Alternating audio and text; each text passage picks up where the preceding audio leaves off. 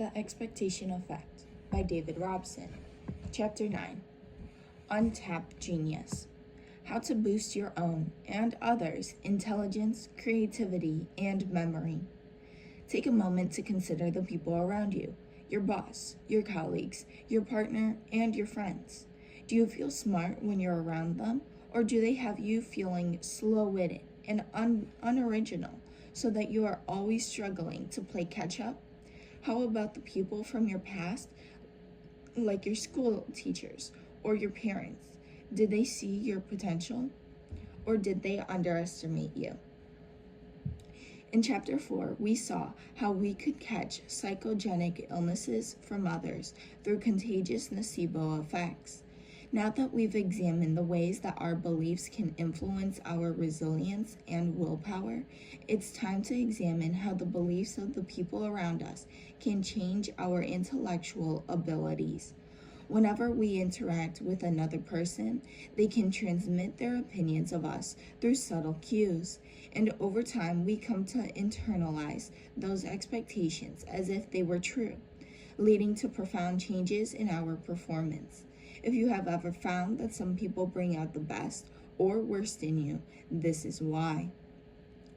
The first clues to this existence of this phenomenon came from a seminal experiment at Spruce Elementary School in South San Francisco. It was the spring term of 1964, and the staff were busy with their own packed schedules when their principal, Lenore Jacobson, asked them to handle one more demand. A psychologist called Robert Rosenthal, she said, wanted to identify the children who were on the cusp of a sudden spurt, during which they would show accelerated growth compared with their peers. To do so, he had designed a cognitive test that could predict the child's trajectory, which he hoped to try out at the school. Each child completed the exam, and after the summer term, the teachers were given a short list of the children who were most likely to be bloomers. As you might have come to expect, the supposed premise of the research was, in fact, a sham. The bloomers had been picked at random to see whether the teachers' enhanced expectations would influence the children's progress over the following year. The test that they'd been given in spring 1964 served as a baseline to measure those intellectual gains. And for some alleged bloomers, the effects of the teachers' enhanced expectations seemed to be truly remarkable. There was Violet, a small, weary tomboy with little black eyes. She was the fifth of 6 children, the daughter of a butcher and a housewife. The staff across the school knew her for her defiance and her playground fights. Despite these behavioral issues, however, her intelligence developed tremendously over grade 1, with the second test revealing that she had gained 37 IQ points. That's an enormous increase in intellect, which would have seemed impossible with intense individual tutoring, let alone a standard elementary education. Then there was Mario, the son of a factory worker and a typist, who was just starting grade 2. He was already known to be a bright little boy, even if his reading aloud was sometimes faltering, and he still wrote letters as their mirror image.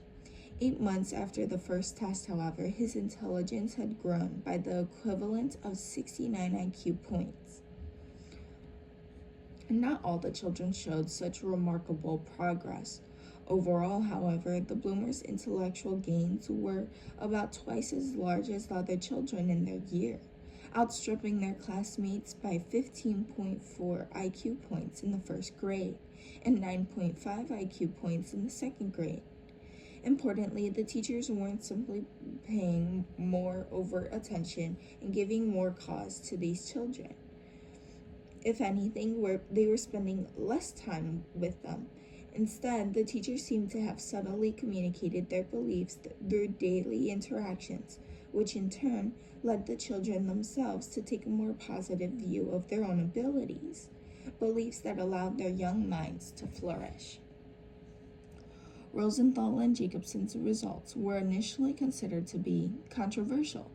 With our newfound understanding of the expectation effect, however, the bloomer's progress makes perfect sense. Traits like intelligence and creativity can be influenced by our beliefs, and at least to some degree, we often absorb assumptions from the people around us. Too often, those expectations act like brakes that slow our progress, but once you release them, it suddenly becomes much easier to reach your potential. As we shall see, the implications of this research become political, since there is strong evidence that expectation effects can increase social quality. Fortunately, some cutting-edge techniques allow us to break free from the limits imposed on us by others, so that we can create our own self-fulfilling prophecies. Instant brain boost. The very idea that we could think ourselves smart is itself rather shocking. For much of psychology's history, our intelligence has been considered a prime example of the nature versus nurture debate. Our genes are supposed to be the biggest factor determining brain power, followed by factors like diet and the home environment.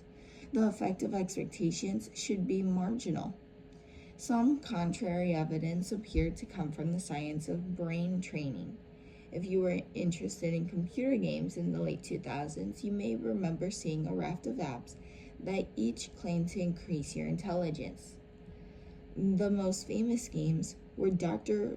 Kawashima's Brain Training, which was available for the Nintendo DS and was publicized with widespread advertisements by the actress Nicole Kidman and Lumosity, a website and app which, since inception, has had more than 100 million users. Much like Roy Baumeister's theories of willpower, these companies claim that your brain power was like a muscle, and the more you exercised it, the smarter you became.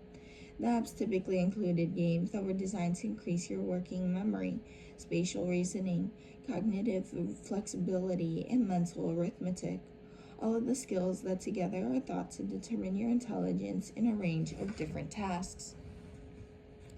Users often reported increased mental clarity and sharpened memories, and the academic literature appeared to prove the point. Recording noticeable differences in IQ after a few weeks of regular training, maybe nurture even in adulthood, could give nature a run for its money after all. Unfortunately, many of these studies did not involve an active control, that is, a suitable comparison that might lead the participants to believe that they were making some kind of useful effort. And for those that didn't involve a control, the activity was often uninspiring.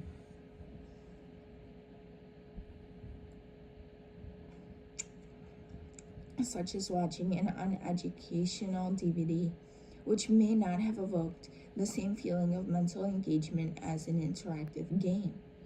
We've all attended boring classes after all, without noticing a sudden brain boost afterwards. As a result, the expectations of improvement in each condition were probably very different.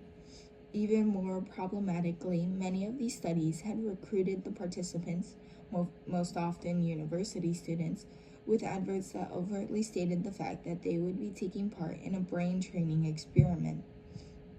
As a result, the students arrived at the labs with some very strong assumptions about what they would experience. To find out whether an expectation effect might have skewed the earlier results, Cyrus Forgy and colleagues at George Mason University in Fairfax, Virginia, set about recruiting students using two separate flyers, which they placed throughout the university campus. The first very explicitly set up expectations of a large brain boost, brain training, and cognitive enhancement. Numerous students have shown that working memory training can increase fluid intelligence. Participate in a study today. The second, instead, focused on the incentive of gaining college credits. Email today and participate in a study. Need credits? Sign up for a study today and earn up to 5 credits. Participate in a study today.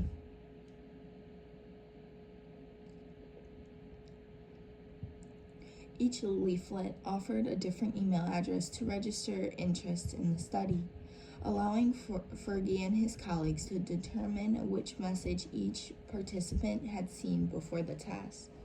Once they arrived at the lab, the participants took 2 separate intelligence tests, providing a baseline score before they engaged in an hour's brain training. They were then given a night's sleep before taking 2 further intelligence tests on the following day.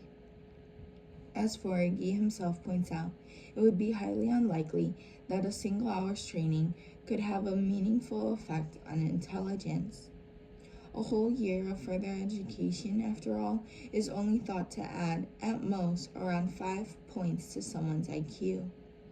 Yet, that is exactly what his team found in the high expectation group, with those participants showing a huge 5 to 10 IQ point gain on the 2 tests, while the control group showed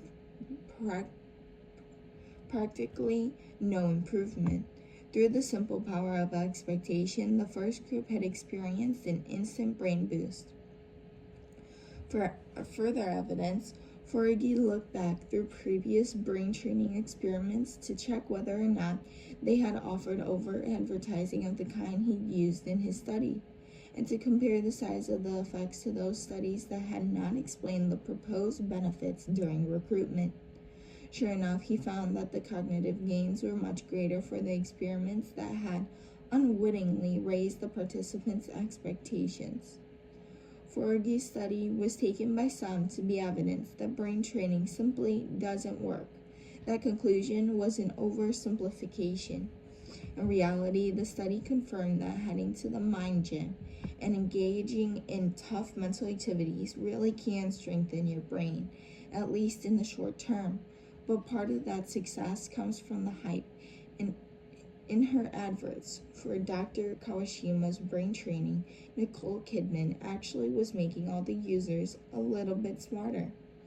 Similar expectation effects have now been documented in tests of non-invasive brain stimulation.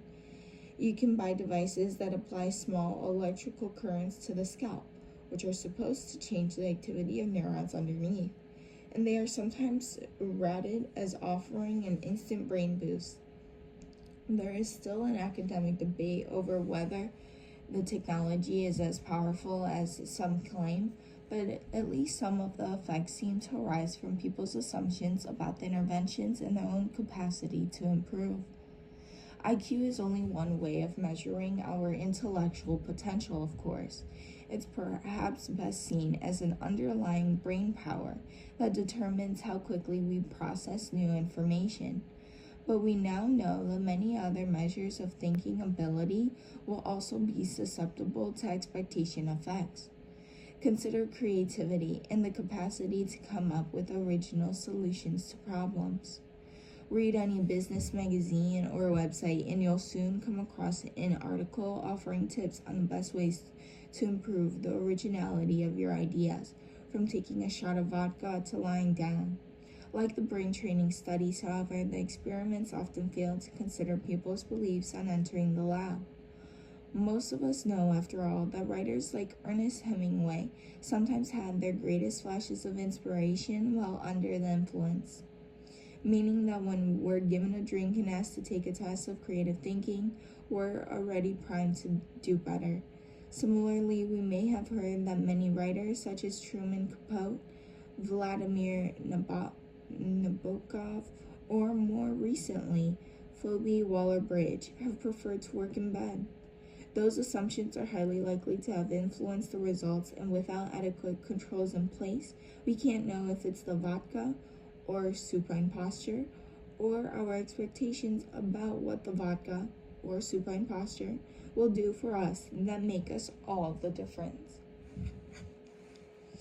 To see if enhanced beliefs can make us more creative, a team from the Weizmann Institute of Science in Rehovot, Israel, primed people with the expectation that a sniff of cinnamon could help them to come up with more original ideas.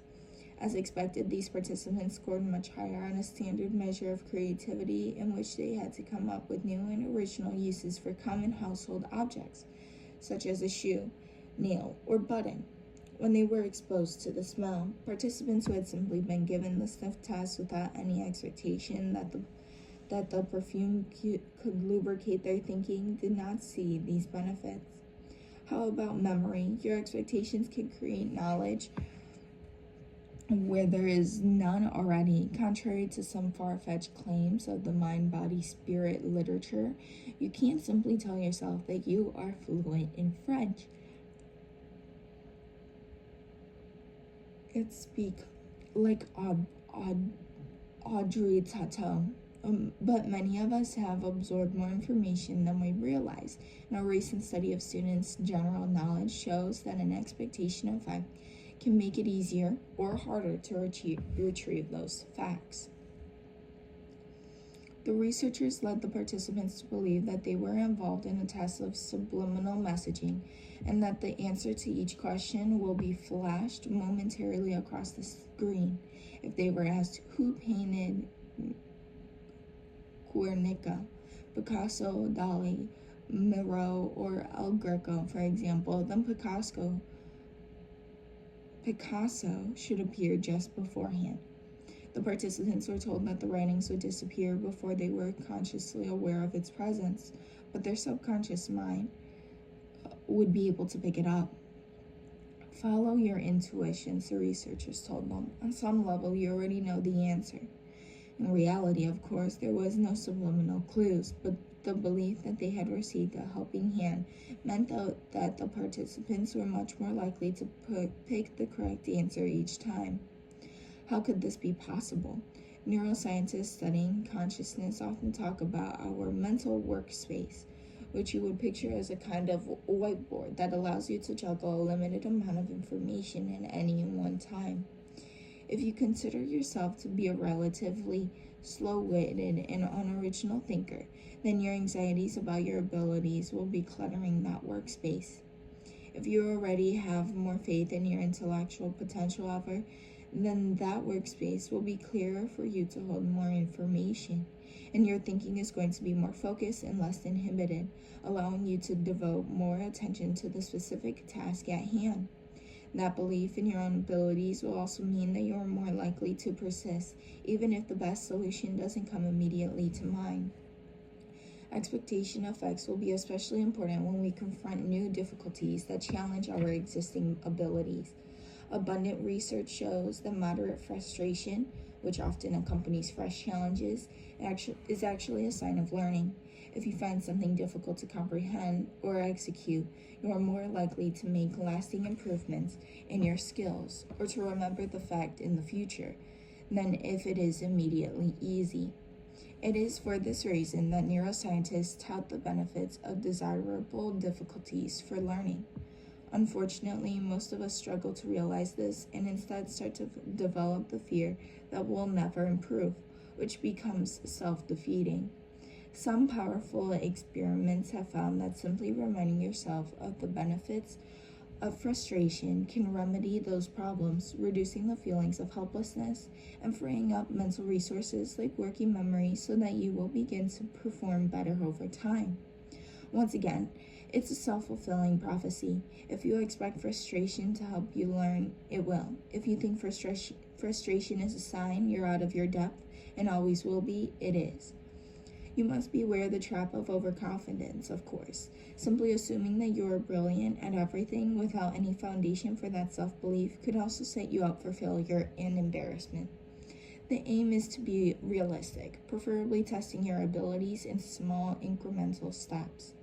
Don't begin with inflated expectations of huge leaps in your abilities, but simply question your assumptions and keep an open mind.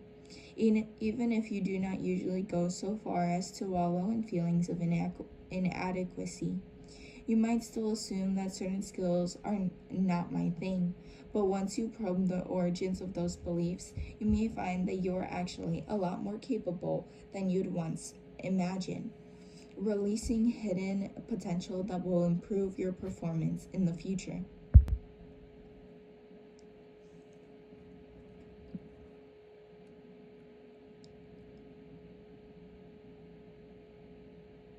The power of Pygmalion. If our beliefs can constrain or release our intellectual potential, how about the beliefs of others about us? After their study at Spruce Elementary, Rosenthal and Jacobson detailed their findings in a book called Pygmalion in the Classroom. The title was a nod to a classical myth told in Ovid's Metamorphoses, in which a sculptor falls in love with a statue he has carved, leading the gods to grant his wishes and bring her to life. And to George Bernard Shaw's play Pygmalion, in which a flower girl learns to act like a member of the aristocracy thanks to her passionate teacher. Pygmalion is also the basis for the musical My Fair Lady, starring Audrey Hepburn, which was perhaps coincidentally released the year the study took place. Back in the 1960s, the idea that beliefs could change outcomes really did seem to be in the realm of fiction and mythology.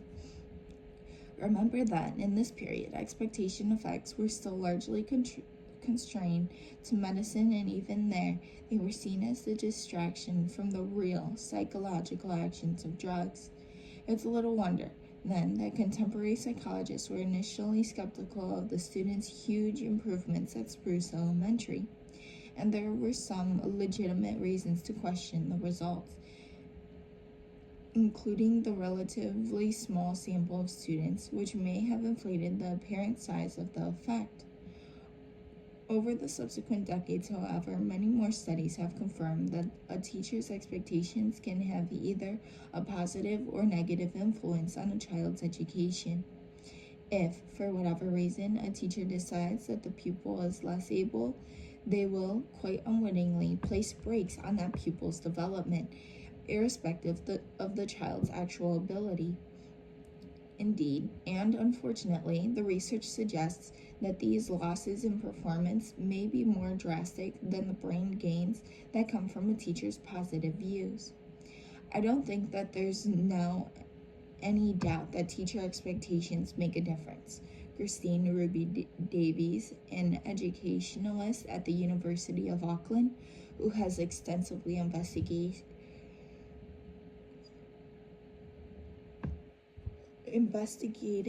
the Pygmalion effect, told me, in the last decade, there has been an explosion of new interest in the Pygmalion effect, with evidence that the consequences of a teacher's expectations can be surprisingly long-lasting. In the early 2010s, Nicole Sorhagen of Temple University in Philadelphia, Pennsylvania, analyzed the results of a survey tracking the progress of 1,000 children in 10 cities across the U.S. In the children's first grade, their teachers had been asked to rate the children's various academic skills, subjective opinions that Sorhagen was then able to compare with their actual performance on standardized tests in the same year. If there was a discrepancy between the two, it would suggest that the teachers had unfairly high or low expectations of the child. She found that those early judgments could predict the children's math grades, reading comprehension, and vocabulary at the age of 15. The advantage of a teacher's high estimation or the disadvantage of an unreasonably low appraisal had remained with the child through to high school.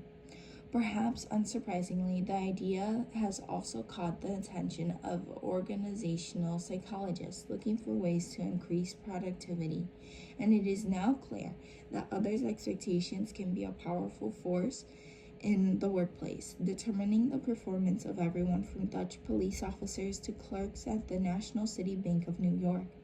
And in each case, the leaders' expectations boosted or limited their employees' performance, in just the same way that the teachers at Spruce Elementary had released their pupils' intellectual potential.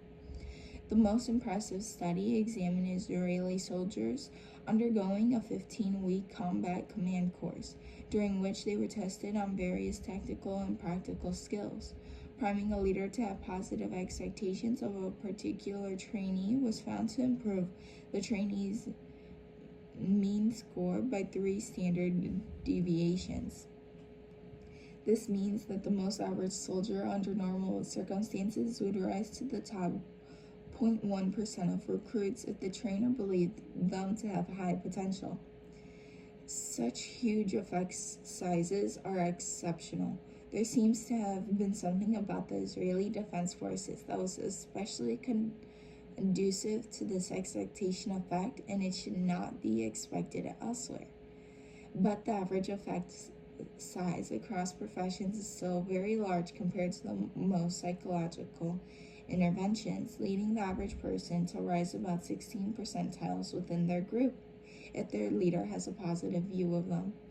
Exactly how the expectations are transmitted from the teacher or leader to their student or employee will depend on the people involved and the specific situation. The most obvious means would be overt praise or criticism. We all know that encouragement can be helpful and criticism hurtful, but someone's expectations are also evident in the goals they set, which can then affect performance. If a teacher continually chooses more ambitious tasks for their favorites, that provides further opportunities for learning, while the rest of the group misses out on those opportunities. Other signals may be subtler. Imagine you are asked a question and make an error while answering. If someone has high expectations of your abilities, they might rephrase their question or talk you through the problem. Someone with lower expectations, however, may simply move on, which subtly hints that they don't think you are going to learn from the mistake. Perhaps most important are nonverbal cues. People are less likely to smile, and they make less eye contact if they have lower expectations of you. For example, small differences in an interaction that are nevertheless easily perceived by children and adults. Even silence can be important. A short pause can give you more of a chance to expand on these subtle signals as leakage, since people can accidentally communicate their expectations even when they are trying to conceal their feelings.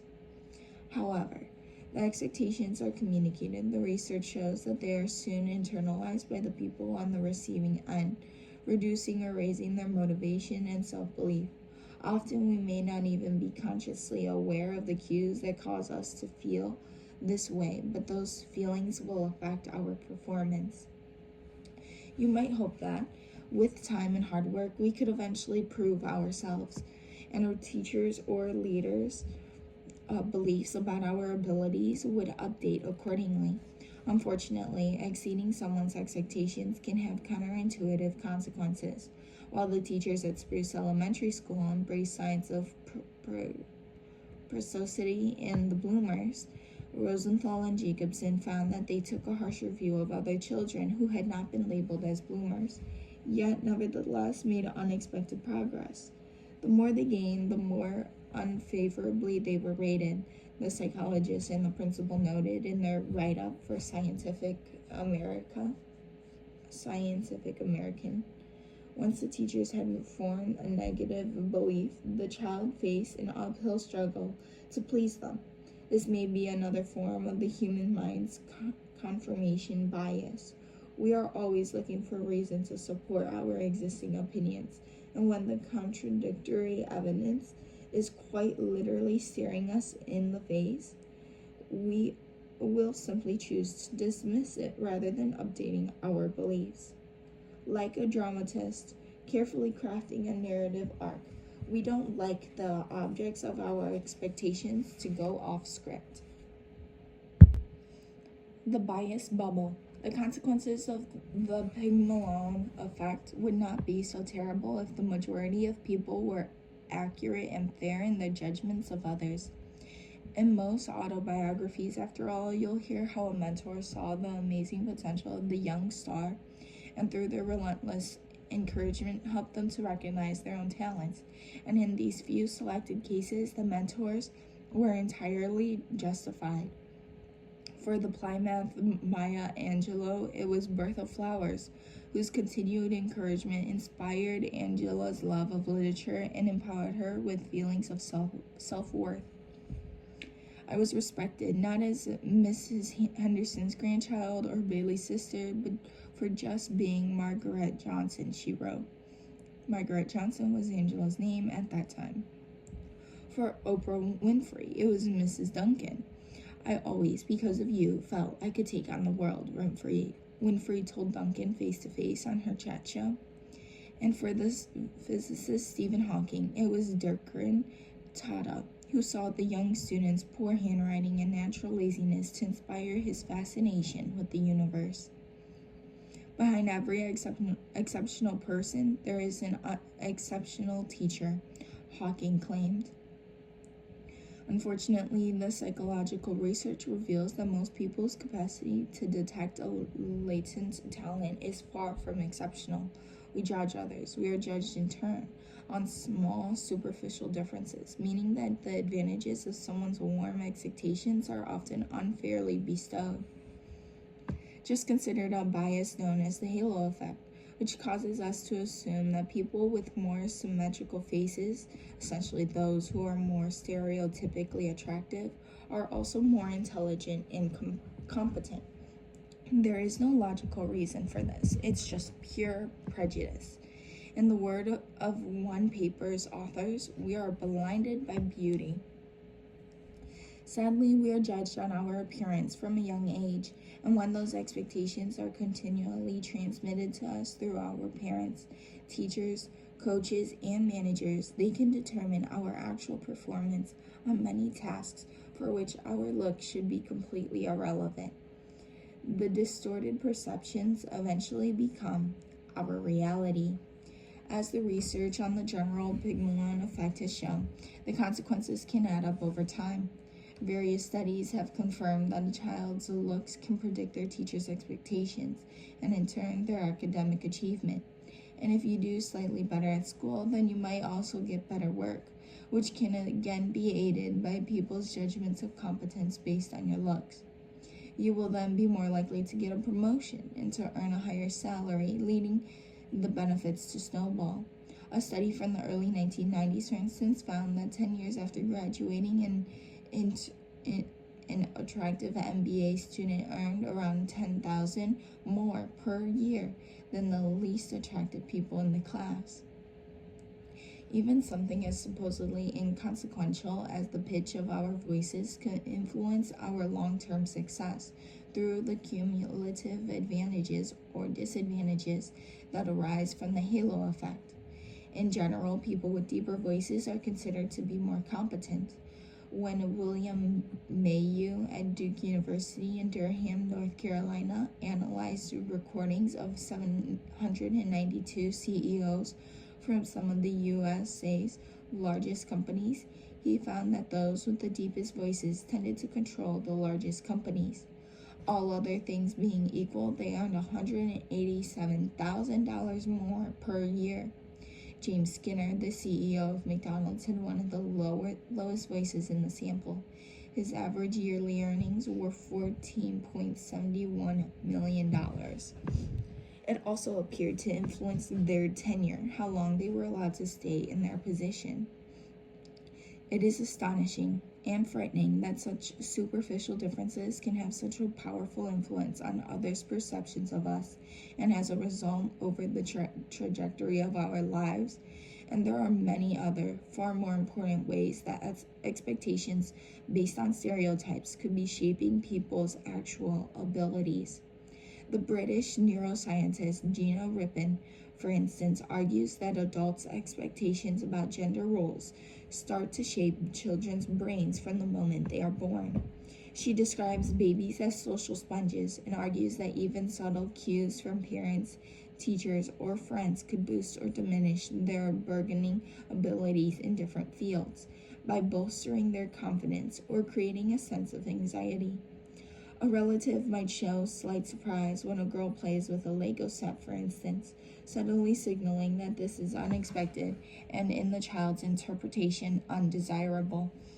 And so she may be less likely to play with the toy in the future. That last playtime may seem inconsequential, but it would have helped to train spatial and nonverbal reasoning skills, meaning that when the girl grows up, she will be at a slight disadvantage compared to boys of a similar age. At school, meanwhile, an adult might plant the seed of doubt in a girl's head that makes her underperform in a math test. Having had her fears confirmed, she may then perform even worse in the next test, making her less and less enthusiastic about the subject. Those initial expectations could thereby harm her immediate performance and disrupt her long-term learning until, for this child at least, the idea that girls can't do maths has become a self-fulfilling prophecy. Such prejudices could extend beyond education and into the workplace, making everything a little more challenging than it needs to be. And over time, they could lead to the gender gap in science, technology, engineering, and maths careers. Some people still deny the importance of expectation and instead argue that gender differences are innate. These skeptics will point to brain scans that apparently show some kind of anatomical difference between the brains of boys and girls, or men and women. There are claims the males have larger brain regions associated with spatial reasoning or numeracy, for example, far from demonstrating an inherited difference. However, the anatomical variation shown in these brain scans is a reflection of our culture's gender bias. It is natural that the brain responds to its environment and the skills that we have been encouraged to practice. If you are a child playing with Lego, you are actively changing your brain's wiring. As a result, these supposed differences are simply another illustration of the ways that our expectations and those of the people around us can have a real physical effect on our biology. Besides the apparent gender gap in aptitude for certain academic realms, expectation effect also exacerbate the consequences of economic inequality. There is now strong evidence that teachers consistently underestimate the abilities of poorer children. This is particularly unfortunate since the research shows that children from working class backgrounds could also benefit the most from teachers' positive expectations, with the boosted brain power helping to make up for the reduced resources at home. If your circumstances are already set against you, you need every ounce of confidence you can receive.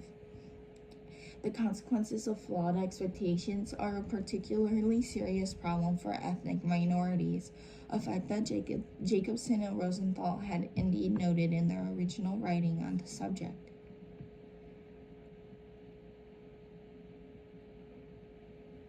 There is abundant evidence that many people who are not overtly racist hold implicit prejudices based on ethnicity, and that these biases can be communicated non-consciously, with important consequences for academia and the workplace. Proving this point, one major survey in the U.S. tracked a diverse sample of more than 8,500 pupils from kindergarten to 8th grade with a specific focus on their performance in maths. The study, published in 2018, concluded that the effects of teachers' expectations are stronger for white girls, and minority boys than they are for white boys. Often these low expectations can permeate the whole culture of an organization. Staff at poorer, more ethnically diverse schools are more likely to think that these students as a group are less teachable, an attitude that will then prove itself to be true thanks to the teacher's own behavior as much as the student's difficult circumstances. You'll sometimes hear arguments that minority or disadvantaged groups should simply strive to lean in and overcome these barriers, working hard to disprove the prevailing cultural beliefs. That's a big ask, though. When people feel themselves to be at risk of conforming to negative expectations about their group, they experience a type of anxiety known as stereotype threat, which damages their performance. Reflecting on the predicament, even to psych yourself up to work harder because you've been told something like you'll need to work twice as hard to get half as far, may only increase that stress. As children, we were thrilled by fairy tales in which a random child was blessed or cursed by a fairy godmother or a witch. But the slamming reality is that many people are subject to others' prophecies based on nothing more than their race, gender, or the appearance of their face. And even the subtlest biases have the power to change the trajectory of our whole life. If we continue to let low expectations go unchecked, there will be many people with hidden talents who never felt the kind of encouragement experienced by Hawking, Winfrey, or Angelo, who never had an exceptional teacher to bring out the exceptional individual, and the world will be poor for it. So what is to be done? Rewriting the script. When Rosenthal and Jacobson first published their studies, some commentators assumed that they were trying to erase or at least discount the other potential sources of inequality.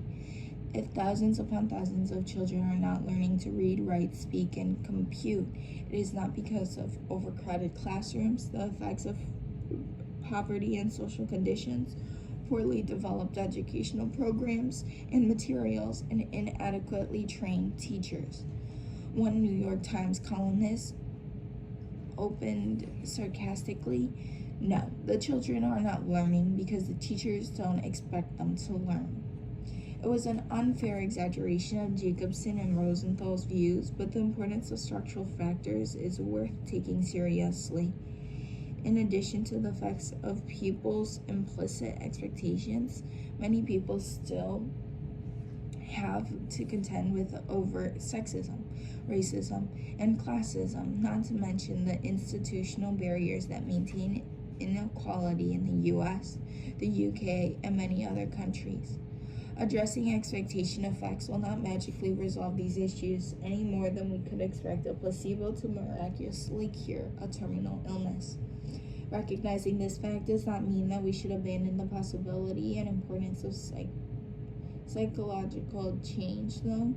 5 decades on from that memorable experiment at Spruce Elementary, a growing body of research has shown that teachers and leaders can change the ways that they communicate their expectations of others. They may not be a panacea, but these interventions will be an important first step to maximizing everyone's potential. Christine Ruby Davies at the University of Auckland in New Zealand led one of the most robust attempts to rewrite teachers' scripts without deception. Working with Rosenthal, she invited a group of 90 elementary and middle school teachers to take part in a randomized controlled trial. Half the teachers were given regular professional development sessions examining general ways to improve student engagement and achievement, while the rest attended 4 workshops that looked specifically at the importance of self-fulfilling prophecies. Both the Pygmalion workshops and the standard professional development were roughly equivalent in terms of the time and effort required. At the workshops, Ruby Davies first educated the teachers about the power of expectation effects and the ways they could affect academic performance, alongside some strategies to increase all the students' expectations of themselves.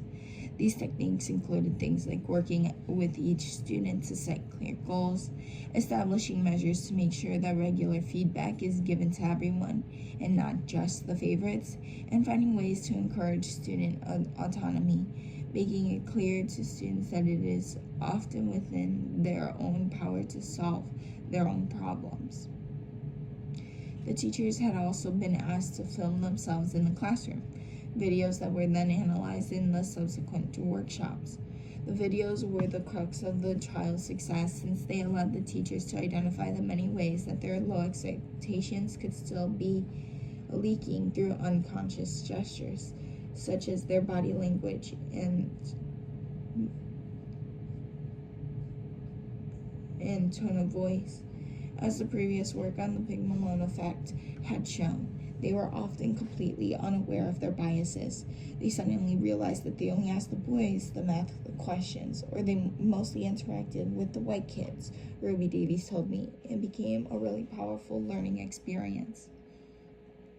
The results were exactly as hoped, leading to a 28% improvement in the maths performance of students whose teachers had gone to workshops compared to the students whose teachers had undergone standard teacher training without any specific focus on the Pygmalion effect. Clearly, it is possible to change the way someone communicates their expectations of others and to empower them with greater self-belief, and that can have a significant impact on their or our lives.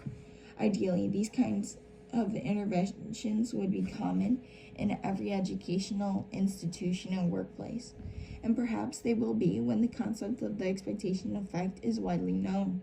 In the meantime, it is at least possible to buffer ourselves against others' expectations.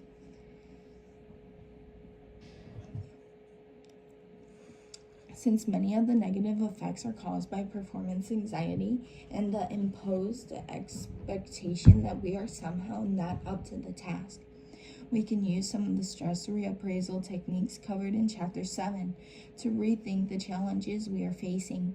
While these methods were designed for all kinds of anxieties, the available evidence suggests that they are especially effective at countering negative stereotypes. When girls were taught the potential benefits of anxious feelings to energize the brain and increase performance, they tended to achieve better grades on math tests, for example. Importantly, the intervention brought the greatest effects when the girls had been explicitly reminded of the prevailing expectation that they would perform worse, showing the stress reappraisal had helped to neutralize the stereotype threat. Alternately, you might engage in a process called self-affirmation. The name may sound off-puttingly like an exercise from a New Age manual, but don't let that deter you. Self-affirmation, as defined by experimental psychologists, are not an act of wishful thinking, but a simple method to neutralize some of the more unreasonable doubts that you may be harboring. Rather than drawing attention to the particular task in question, which may only trigger negative rumination about the expected difficulties, the aim is to focus on our general abilities and values, quite unconnected to the problem we're facing. Acknowledging that those other personal qualities reinforces our belief in our own resources, while also reminding us that our self-worth needn't hinge on the challenge at hand. Less anxiety in turn frees up the mental workspace from the negative thoughts that would be impeding our success, improving our memory and concentration, and helps to steel our resolve to continue through difficult challenges. You could think of self-affirmation as strengthening the foundations of our self-worth, so that our ideas about ourselves are no longer so easily swayed by others' opinions. Try it for yourself now, and you'll see how easy it is. First, list 10 characteristics such as a sense of humor, creativity, independence, social skills, or athletic ability that personally matter to you. Now take the most important one and briefly describe why it matters, including a description of a time when it proved to be especially significant within your life. It's the kind of short exercise you could perform anytime, anywhere, but its simplicity belies its powers. In one of the first and most striking demonstrations, scientists at the University of Alberta in Arizona asked participants to perform a test of spatial awareness in which they had to match rotated shapes. As noted before, spatial skills are often assumed to be a weak spot for women. Just think of all the sexist jokes about women reading maps.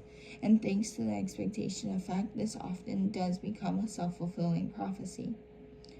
Before the test, half the participants were asked to complete the brief exercise in self-affirmation, while the control group was instructed to write about another person's characteristics to check whether self-affirmation could help even when the negative beliefs were highly salient.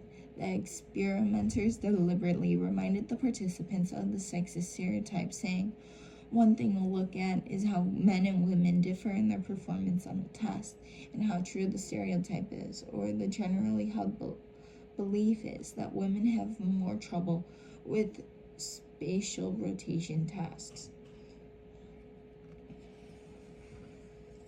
The effects of the self-affirmation were remarkable, with the intervention almost completely closing the gender gap in the participants' results. The researchers found very similar patterns for the math scores. Men in general do not need their self-belief to be bolstered, and so only showed modest gains, but women showed a marked improvement after practicing self-affirmation. If you're still not convinced, here's an equivalent graph for students taking a college-level introductory physics exam, another arena in which women are typically expected to underperform. On the left is the control condition. On the right are the results with a couple of self-affirmation exercises. At the beginning of a term and shortly before the control condition, on the right are the results with a couple of self-affirmation exercises at the beginning of term and shortly before the midterm exam. As you can see, the gender gap had closed from around 10% to just a couple of points, confirming its protective effects.